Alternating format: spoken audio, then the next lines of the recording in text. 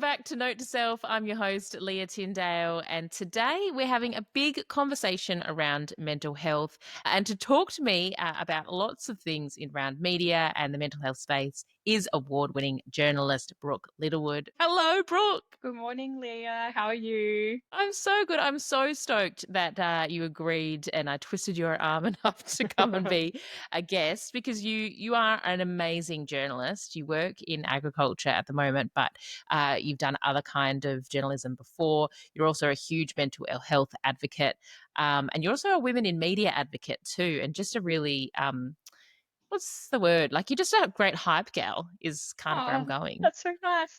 Thank you. So I'm super stoked for our conversation, and I should just share as well that because we are going to be touching on a lot of mental health stuff today in the conversation, that if you're in Australia, you do have Lifeline available to you. 13 11 14 is the number if you need. But if you're not listening from Australia, make sure you get online, and I know there'll be a provider that you can call if you need any help. But Brooke, to start, let's talk about your amazing career. As I said, award-winning journalist, which is Stop pretty it. fantastic. You also just came back from Morocco, which is crazy, doing some stories there as well. But it's been a very interesting journey to get to where you are today. Can you take me through it? So I always wanted to be a journalist. Like, when you're in school and you're filling out when I grow up, I want to be, Oh, it great. was Yeah. always journalist. And I remember when I was a kid and I'd go visit my nana, she would save copies of the local newspaper for me so I could catch up on the news. So And good. yeah, even though I was like 8 years old, I was just so, Yeah. so interested in it. And I remember thinking, like, how cool would it be to be able to, for people to share their stories with you and then to have the opportunity to write that and then put that out into the universe. And Wow. I always wanted to see my name like on one of those bylines in the paper. And I did high school work experience at the Southeastern Times, which is my local newspaper in South Australia, Millicent. And in year 12, halfway through year 12, a cadetship came up and I applied for that. So started my cadetship when I was 17. Did that for 3 years and covered pretty much everything really. The classic country journo vibes, Yes, do it all. court, education, council, giant weird shaped vegetables, just Good. Important stuff. yeah, Yeah, great. just pretty much everything and anything. And then when I received my qualification, because I was still, I was only 20 and I wanted to have, a little bit of a break and see what else was out there. Moved to the Nullarbor for a month, or 3 months actually, 3 months. Moved Just to, as you do. yeah, just, well, one of my mates' dads was a fisherman out there, so she was heading out there too. So we went out there together and then saved a bit of money, moved to the UK, worked in a pub for 2 years, went back to the Nullarbor for a year, moved to Ireland for a year, and worked at a patisserie and Ah, a dodgy B&B. okay, Few good, stories coming great. out there. Yeah, And that's so then good. my visa was coming to an end in Ireland. At the same time, there was a job opening at the paper that I started with. So I applied and was offered my position back, which was very, very lucky being out of the game for 4 years. Mm. So went back there to the Southeastern Times for 2 years and then sort of I sort of struggled being back home, to be honest. I hit a really low point at one stage, and one of my mates was sort of looking at what other opportunities might be out there for me, and he's like, oh, there's a job at Sunraysia Daily in Mildura, why don't you give that a go? And I was like, why would I want, like, where is Mildura? Why would I want to move Yeah, there? Like, says a girl from, Millicent, small country town. yeah. But I was like, oh, what have I got to lose? I'll give it a go. And I applied for that and drove the 6 hours for the interview. Um, and then, was offered the job. So I feel like that was a real pivotal moment in my career. I'm working at the Sunraysia Daily, where I sort of really first started to delve into the world of agriculture, because that was my round. Was there for probably only maybe 7 months, and then good old COVID came along. Oh, no. That did throw a spanner in the works. I was meant to go overseas, and that obviously got cancelled. But in the grand scheme of things, that's not the worst thing that could have happened during that time. And then I Mm. went back to South Australia and visited to visit my family because there was a lot of like uncertainty with the border closures and everything like that. Went back to SA, and then not long after we were all told that we'd lost our jobs and they weren't printing the paper anymore. I had become very sort of work was very much my life. And I was like very career driven. I was just like, well, what am I going to do now? It was a scary time because there was regional newspapers just closing right across the country, as you can Mm. probably remember. And there was so much uncertainty around what was going to happen. And um, so many people were put out of jobs. And so I decided to hit up Eucla Roadhouse. Um, And why not? yeah, love Eucla. So We should just say, before you say any more about that, give some context. For those who don't actually know where Eucla is, I reckon even some Australians don't even know where Eucla is. It's the border town of WA and South Australia. It's literally the one stop that you go through before there's nothing on the Nullarbor for miles and miles and miles. But it's very remote. yes, very, very remote. Okay. Well, the nearest town was like going east is Ceduna, which is 500 kilometers. Crazy. And you said, yes, put me there. That's where I want to I go. love it. I love it. I cannot speak any more highly about that place. I don't know. Oh, It I is, love that. yeah, it is such an So awesome good. place. So you're out in Eucla, you've started a new job there. Then what happens next? Take us on the journey. Well, actually, before I went, we got offered our jobs back at the paper because of JobKeeper. Oh, Yeah. So they were like, hey, you have your job man. back. And I was like, hey, I'm going to the Nullarbor. And then they're like, no, you're not. And I was like, yes, I am. And Yes, yes. yeah, they're like, oh, I remember my editor saying, like, Brooke, this is all going to blow over. They'll be playing footy next week. Like, this is not going to be a thing. Oh, Yeah. And I was really upset because I was like, well, last week, I didn't have a job. And this week I yeah. do. Like, so we ended up coming to an agreement that I would go out to Eucla for, I think it was 3 weeks, and I would work remotely from Eucla, which is, 12 k's into Western Australia from the SA border, for a newspaper in Victoria doing ag reporting. So So good. 3 weeks it was meant to be, and I reckon I packed up all my stuff, and it mustn't have been long after I got out of Victoria, my phone went ding, and it was like, Victoria's gone into full lockdown. You cannot leave your house. Like, yeah. Wow. And I just thought, not to be a smart ass, but this is all going to blow over, isn't it? Yeah. Yeah, yeah. Brooke knows No, best. definitely not. I don't think those words go together. No, no, they do, they do. So then how did you get from Euclid to then where you are now as a journalist for the Farm Weekly? So, yeah, reporting remotely for Sunraysia Daily from Eucla in the day, and then working in the Roadhouse at the night. Great. Did that for a while, and my sister Jess, she came out to Eucla with me as well, and she sort of started picking up that I was probably not in the best of headspaces. I mean, working two full-time jobs, and I was putting a lot of pressure on myself. Like working from home, I felt like I had to prove myself more. And I'm already a high achiever as it is, Yes. so it was like constantly this feeling of I wasn't doing enough, I wasn't good enough, and I had to like prove myself. And yeah, Jess went to mum and said that she was worried about me. And mum called me up and she's like, what are you doing? Like, you can't work two full-time jobs. And I was like, yeah, I can. And she's like, no, you can't. She said, quit one. Otherwise, I'm going to come across the border and drag your ass home. And I was like, well, you actually can't because the border's closed. So good Yeah. luck with that. And she said, I'll tell them, like, let me across.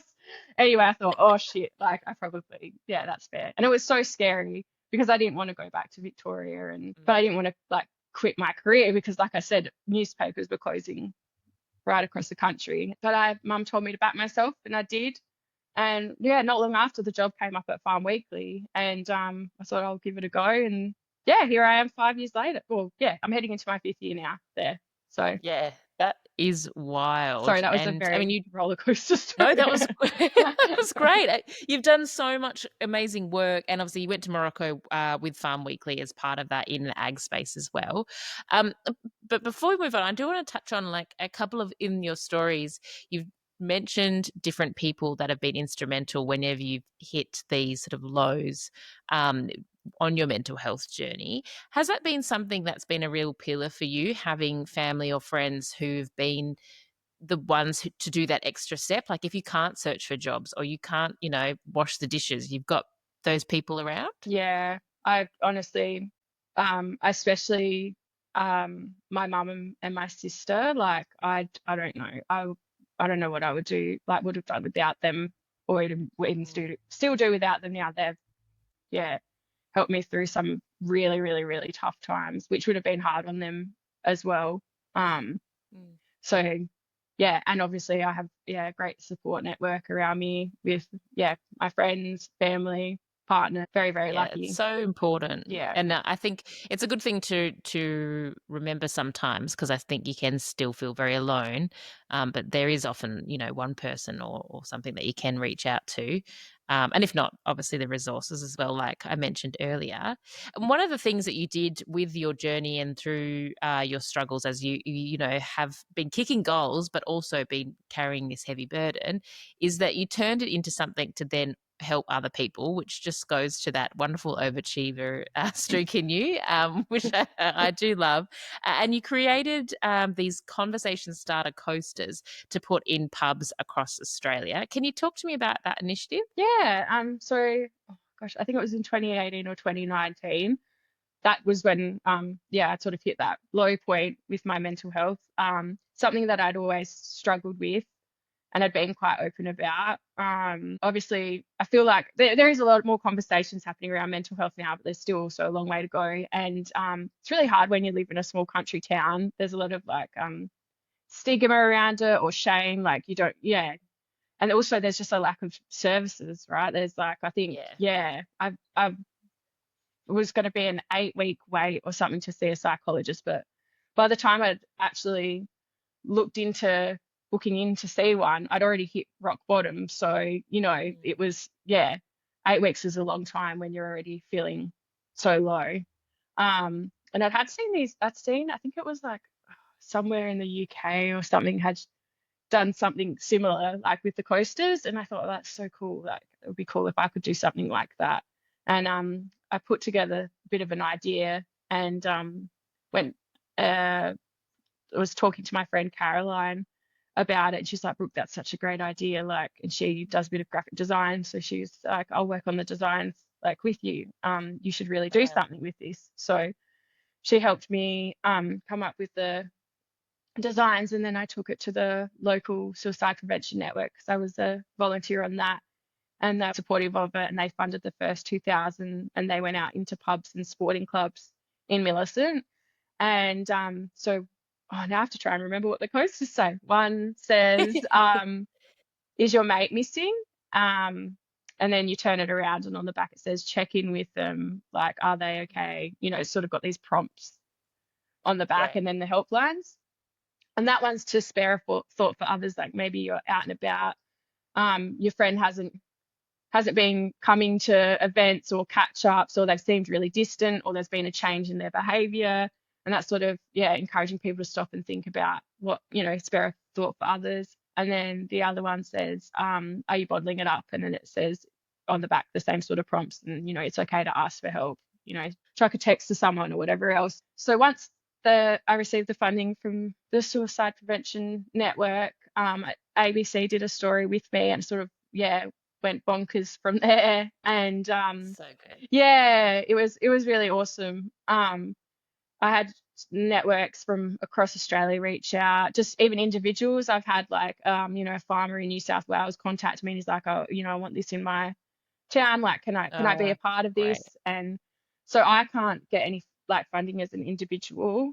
So the idea is that these uh, organizations or individuals, Mhm. they can fund it. I give them the design, and the helplines are changed so it's localized to that area, and then they get recognized in the back, funded by, and then them. But there's no recognition Yeah. for me whatsoever because that's not the point. of the coasters, Yeah. even though we're talking about it now. But you know what I mean. Yeah, yeah. No, but that, I mean, that's the whole point though. It's yeah, it's not about, your brand or your No, profile. It's because you genuinely want to help people, when they are stuck or feeling low, whether that be, with your friend or being the person. And I think it's so fantastic. Are they still, do you know if they're still circulating now? yeah, yeah. So Yeah, I amazing. think we nearly had uh like 100, all close to 100,000 have gone across Australia, and I have secured some funding in Western Australia. So Yay!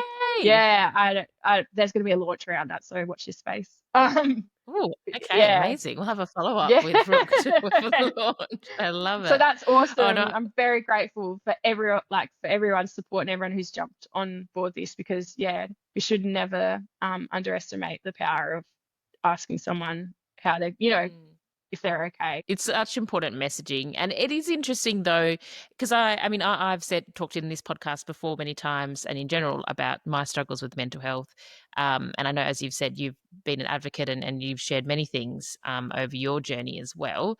But what are some of the things that have been helpful for you? And then, how do you find initiatives that exist already?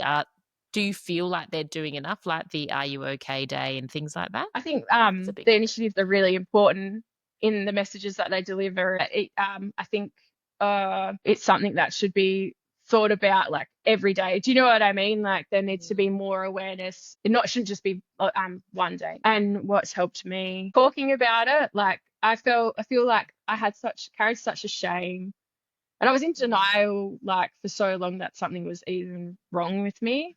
But then, like, because I first started having struggles with my mental health when I was like an early teen, and it definitely wasn't talked about a lot back then.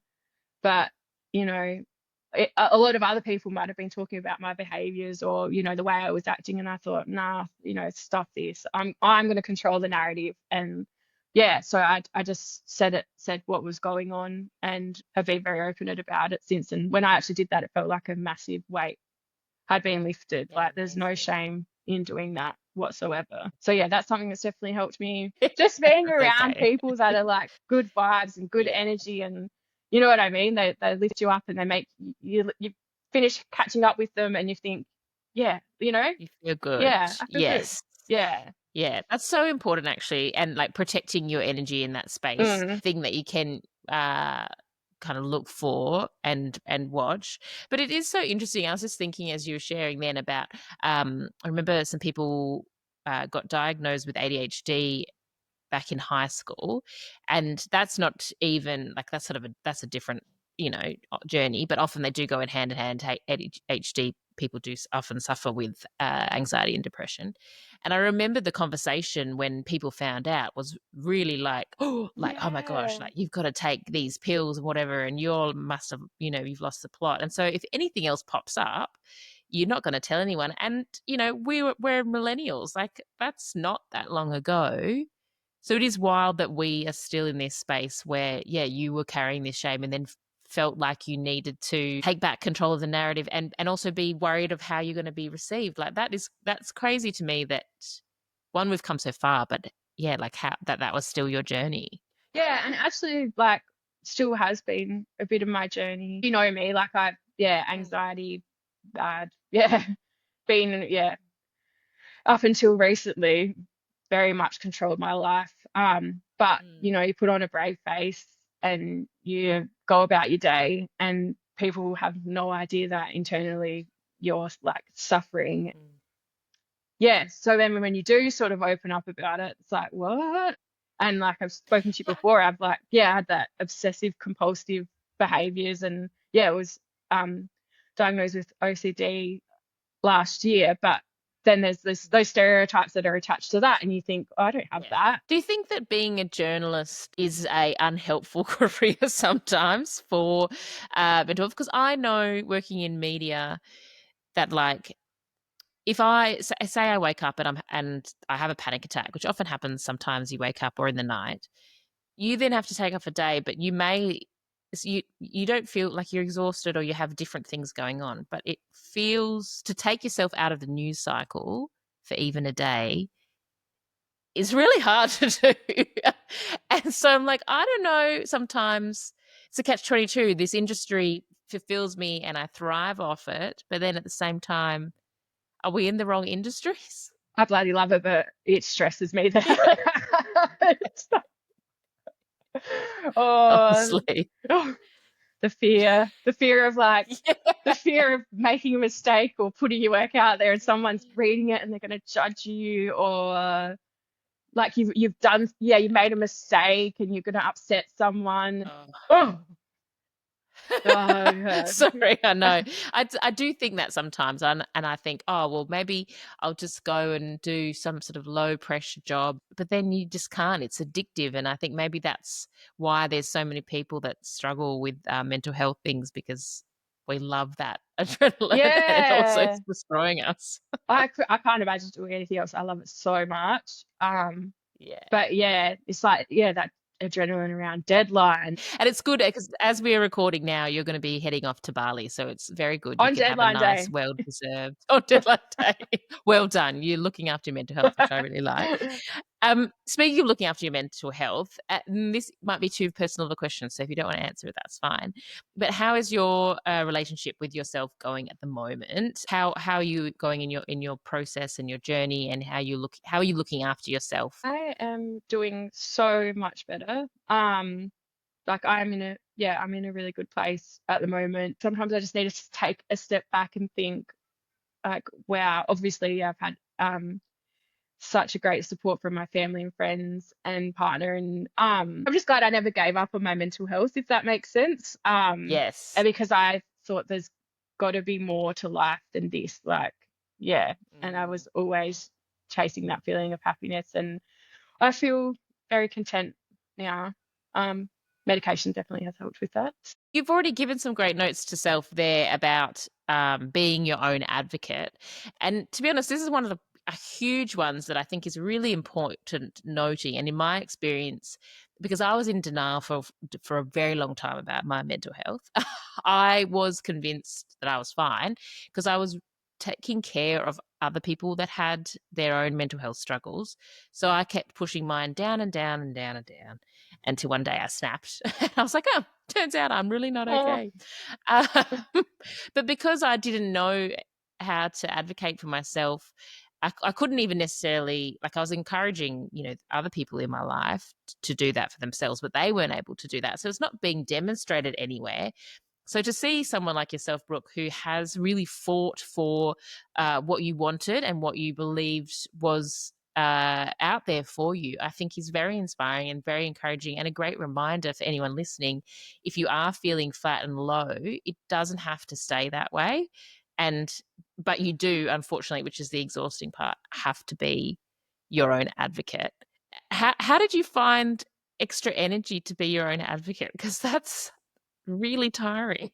I well, I just thought if I can't do this for myself, I need to do it for the people that I care about, because I knew that, Yeah. you know what I mean? Like it was taking its toll on mum and the people around me who cared about me. Like I just thought, no, I have to do it for them, if not myself. But then also I was like, no, I have to do this for myself. Like I deserve to be happy. We all Yeah. deserve to be happy. You're gonna have your ups and downs in life. That's just part of it. I think as well, it's given me a lot of empathy. Like if people are acting a certain way or behaving a certain way, like now I'm trying to take a step back and sort of think, Mm. yeah, what else could be going on, and not take it so personally. Like, yeah.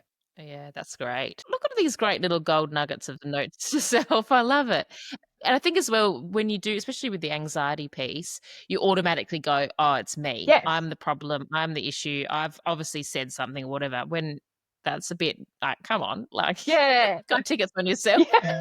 I think my sister said that to me once. She's like, Brooke, you're not that important. I Yeah. mean that in the They nicest, might be with struggling. love. Like, Yeah, and I'm yeah, like, exactly. yeah, like, so now, yeah, I try and stop and just think, instead of just reacting. Like I can't control someone's actions, but I can control my reaction. So just try and take Mm, a step back and sort of think, no, maybe they're acting this way because of this, or, they've got something yes. else on. Like, don't have to take things so personally all the time. I mean, Yeah.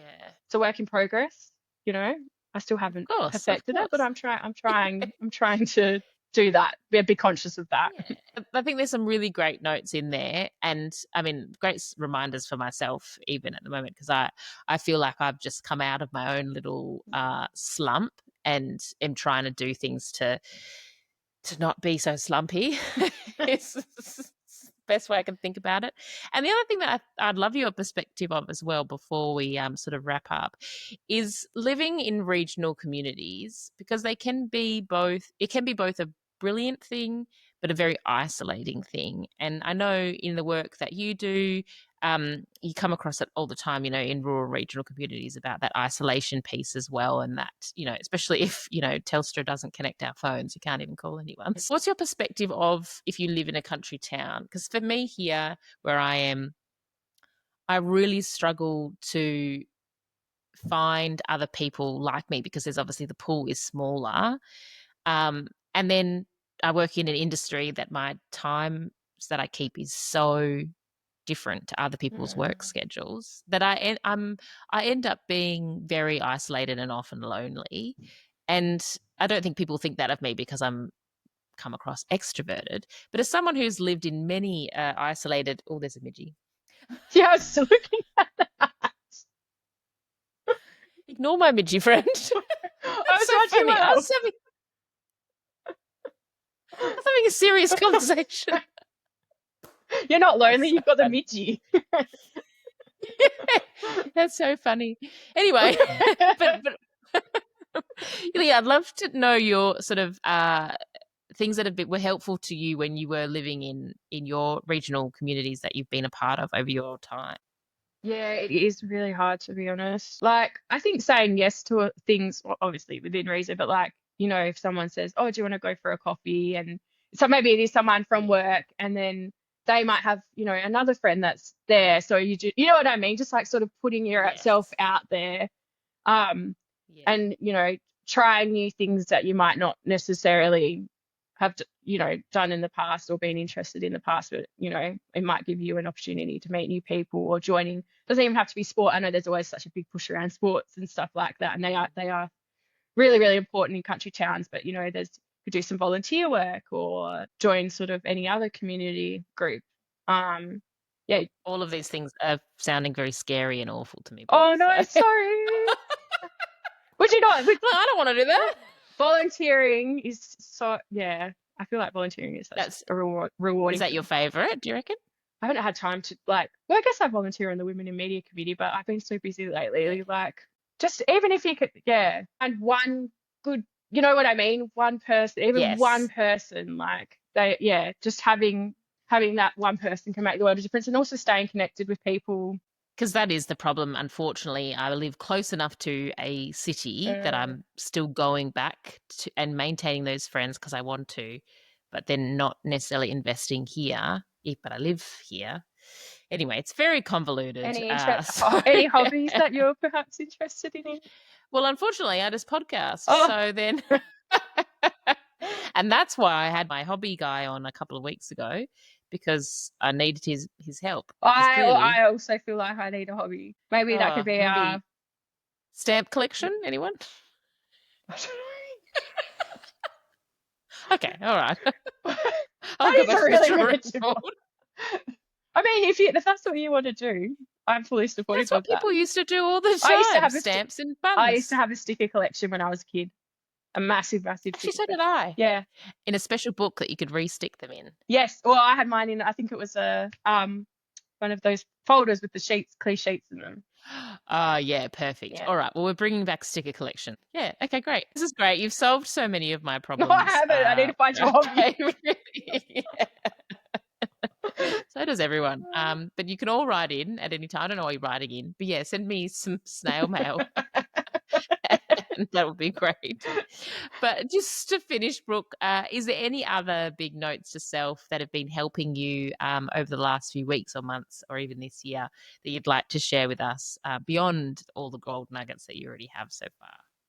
I don't know if this is kind of similar to what I've already touched on, with, taking a step back and thinking about what other people might be going through. But I did um, jump on the Mel Robbins train and listen to that Great. Let Them theory. So Yes. Yeah, but then there's also I'm trying to learn how to sort of let them, but then not let them treat, you know what I mean, not be a doormat essentially. So it's kind of finding that hard Yes. line between that. So That's really about having good yeah, I boundaries. need to learn. Maybe that can be our note to self Yeah, to both of boundaries. ourselves.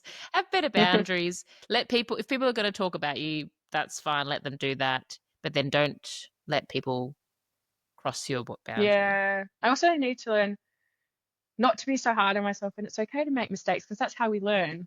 Like, Littlewood, thank you so much for joining me on Note to Self and sharing all of your insights. You're an absolute delight. And make sure you follow Brooke Littlewood on LinkedIn. You'll see all of her wonderful stories. Or if you're in WA, you can get yourself a copy of Farm Weekly. yeah, Yes, as they say, the farming Bible. yeah, bush So, Bible. the Bush Bible. Thanks so much for joining me, Brooke. Thank you so much, Leah. And I think you're an awesome human.